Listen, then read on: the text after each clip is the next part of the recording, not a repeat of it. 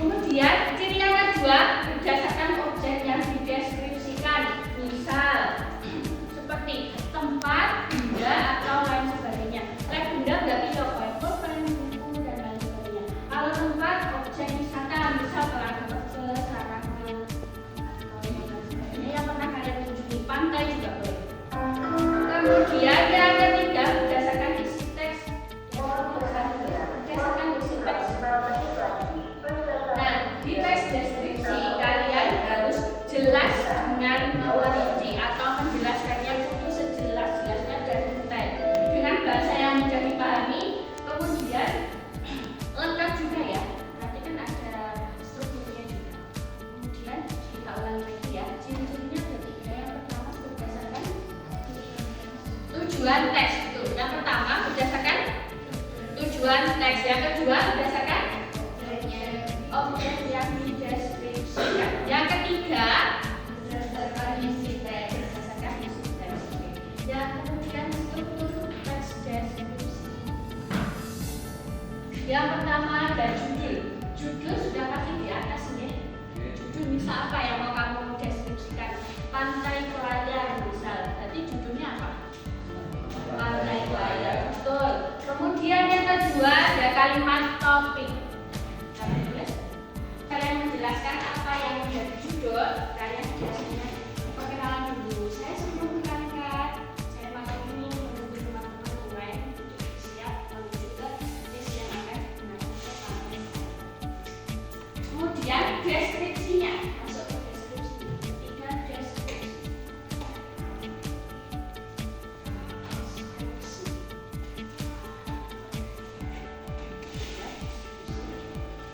Lanjut ya, simpulannya. Tidak menggunakan juga apa-apa ditulis. Tapi harus fakta nih kalau tes deskripsi itu. Lanjut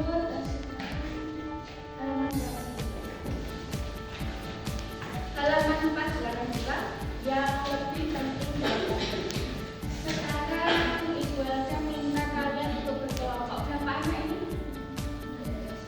Iya. Silakan dibagi 5-5 ya. Yang satu kelompok 6. Silakan. Satu diraih nggak apa-apa. Dijadikan satu nih. Kursinya didekatkan sama temennya.